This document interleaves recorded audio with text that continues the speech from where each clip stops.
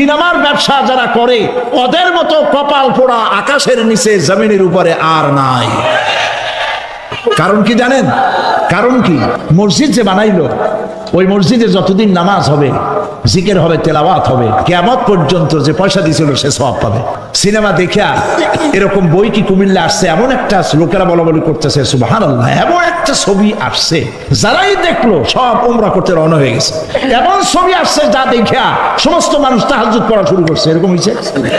যত ছবি আসলো, ছবি দেখলো, পরের মেয়ে কেমনে হাইজ্যাক করবে, কেমনে ব্রিফকেসের মধ্যে বন্দুক রাইফেল গুলি ভাঙ্গে চুরে থুইয়া 10 তলার গ্লাস ভাঙ্গে লাভ দিয়ে পড়িয়া খালের মধ্যে পড়িয়া নদীর মধ্যে দিয়ে ফুড়িয়ে উঠে পাহাড়ের উপর দিয়ে পরের মেয়ে নিয়ে দৌড় দিল। এই সব সন্ত্রাসী, ডাকাত, জেনাকার, বদমাশ তৈরি করা হয়। ঠিক না বলো?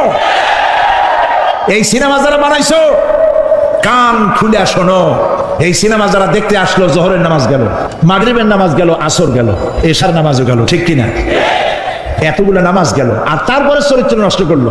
চরিত্র নষ্ট করে ফেন্সিডিল খাইলো, এরপরে চুরি করলো, ডাকাতি করলো, সন্ত্রাস করলো, জেনা করলো। বেটা তুই মর, যে সিনেমা বানাইছো মর, মরে দেখবি কিয়ামত পর্যন্ত এই সিনেমা দেখে যত লোকের চরিত্র নষ্ট হয়েছে সমস্ত পাপ মাথায় দিয়ে কিয়ামত আল্লাহর দরবারে দাঁড়াতে হবে।